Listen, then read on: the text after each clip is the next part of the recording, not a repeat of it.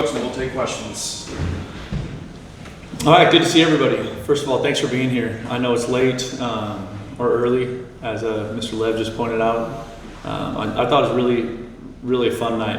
I was really appreciative of how our fans hung in there after the weather delay. And the Zone Zoo, you know, when we came out of the locker room after whatever it was, a couple hours of delay, just seeing the Zone Zoo packed like that. So I thought that was outstanding. You know, we've obviously got a big game coming this week. So when you go into a game like this, I thought our team just did an incredible job throughout the week with their intentionality, just their like living red line in the practice environment and attacking every phase of it. And I think that showed up tonight, which was really exciting. I mean, you guys have heard me talk about red line, but you know, I think the effort and the execution and the accountability showed up. And I think, you know, big picture wise, obviously, I've got some work to do in the accountability, or we have some work to do in the accountability space because we were heavily penalized tonight, and it was just too many.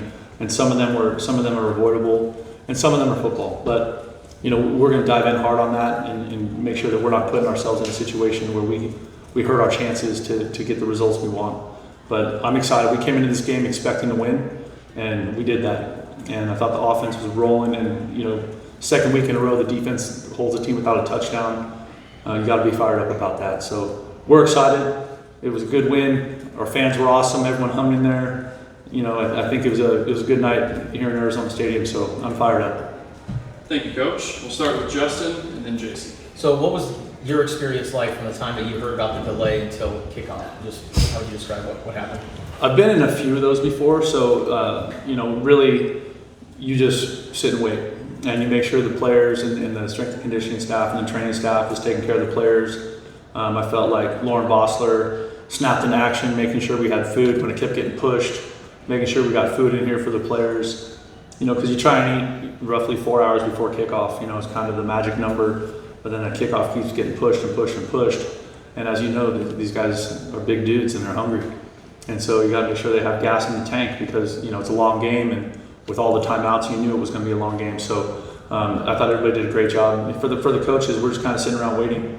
You know, so we watched some football. We talked a little bit about the game tonight, but we were anxious to play. And so I kept asking Ben, you know, what's going on? When do we, you know, he was sick of me bothering him. Jason and then Michael. The benefits, not just tonight, but for the next few days, especially with the shortened week, of being able to get the starters out of there and get some guys playing time who wouldn't normally play, and just getting the starters some rest. Yeah, I think there's a benefit to that. You know, I think, and also I think it's good for our football team. It's good for those guys to get some live reps and get a feel for the speed of the game and get an opportunity to play. You know, those guys work every day just as hard as everybody else, and so, you know, when you do get an opportunity like that, it's great to get those guys out there. So to me, it's a win-win.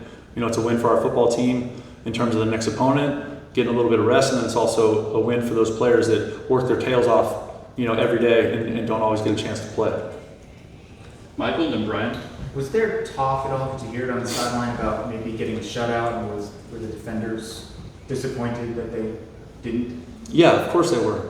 There's always talk of that, especially when you go that deep into a game and you have a chance to get it done. So I think that, you know, there definitely was some disappointment that way. I think part of that also is that, you know, we gave some other guys a chance to play, and so we didn't have quite the same group out there, but that's okay. I think those guys were more happy to see some of those guys play. Some of those freshmen get out there and run around and make some tackles and block some guys and run the football. That part was more exciting. Brian and then Justin. Noah started first 10 completions, some long touchdowns, particularly the ones to Nunu. How much did you see from him as far as wanting to make up for maybe his misses a week ago? You know, I don't think Noah necessarily looks at it as like trying to make up for it, but he wants to play better. You know, like he just has such a high standard for himself, and we all have such a high standard for him. And so I thought it was great the way we executed in the first half on offense. You know, I think we scored on every possession, I think, in the first half.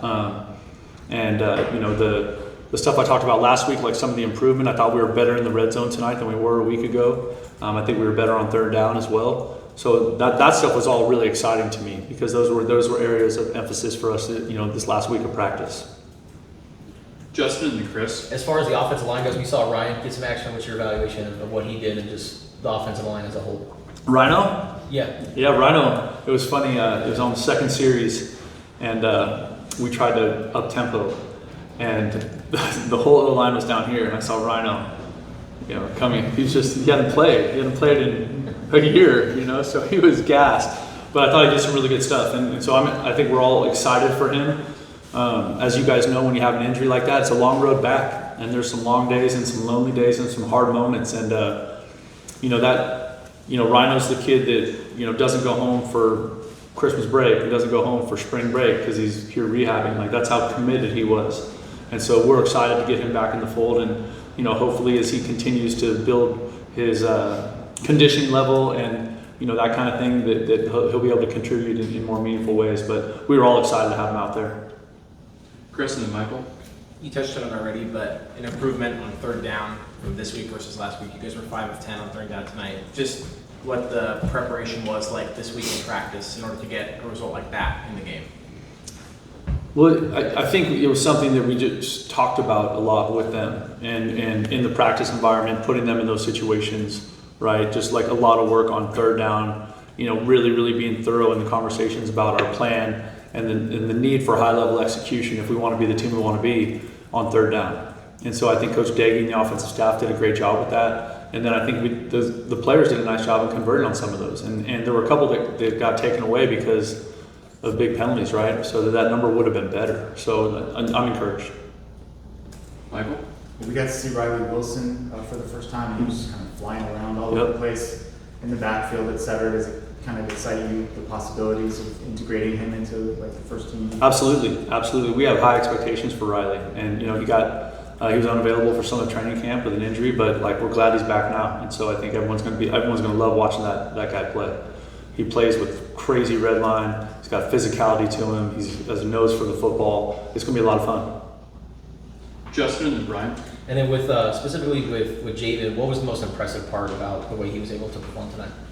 I was just excited to see him. It's funny. I was on his head on Wednesday about playing faster, just all the time, and I think that showed up tonight, right? Just it was awesome, and I think Noah threw him some great balls, to catch those or to make those throws, those long throws, and complete them in stride, where the receiver doesn't have to slow down, is really impressive. And so those balls were on the money, and then Nunu was able to finish them, which was really, really exciting.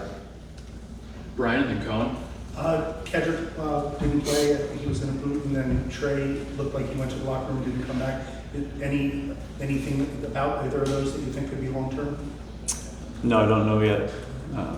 I don't know about Trey, and Ked, we'll see. Cohen. Last week you had the running game that was super explosive. This week it was the passing game. What does it mean to you to have an offense like that where you can pivot depending on what the game needs? Yeah, I think as we look at it as a staff, I think we're going to be disappointed that we didn't run the ball better tonight, to be honest with you. I think we can be much better in that regard.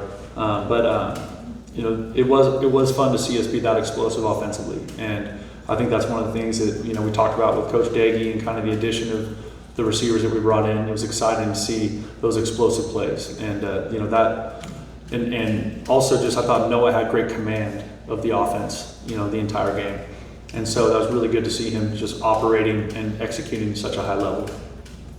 We'll go to the back and then we'll finish up with Justin. 2 questions. One, Jabari Mann was ejected for that roughing the passer penalty. Yep. Any comment on that? How do you go about addressing that? Don't do it. Yeah. Keep your head out of it. You know better. That's an easy one. He knows better. He's been playing football for a long time. Targeting is not a new rule. Second question, great passing game today. You talked last week about your running game and how it's great to have 3 players play that position. Mm-hmm. How did that week with practice lead up to this game, and also how did they perform today? Well, I think I just mentioned I think we need to run the football better, if that's what you're asking. You know what I mean? I think there was some good runs in there. I think it was fun to see Wesley Yarborough get in there and run the football and have some nice runs there at the end of the game. But I think that's something as we get to work on this thing, we're going to want to make sure that we tighten up some of those things. And there was also some good runs in there that penalties negated also. And so, that's obviously going to be a huge point of emphasis for us as we get back to work. Finish up with Justin. Considering his connection to the program, how was it seeing Mason Bray get into the game there? It was awesome. It was awesome. He looked great on his, a couple of those zone reads, and it was fun. I think Mason Bray is an awesome young man, and he's worked incredibly hard, and he's doing a great job. He's doing a great job, learning the offense and playing quarterback here, and he's doing good in school, and he's having a great experience. So he's someone on the team that's respected and valued, and it was awesome to see him get a chance to play quarterback. We saw a lot of freshmen get into the game. Was there one in particular on the offensive side of the ball that caught your attention? I think it might be Wesley.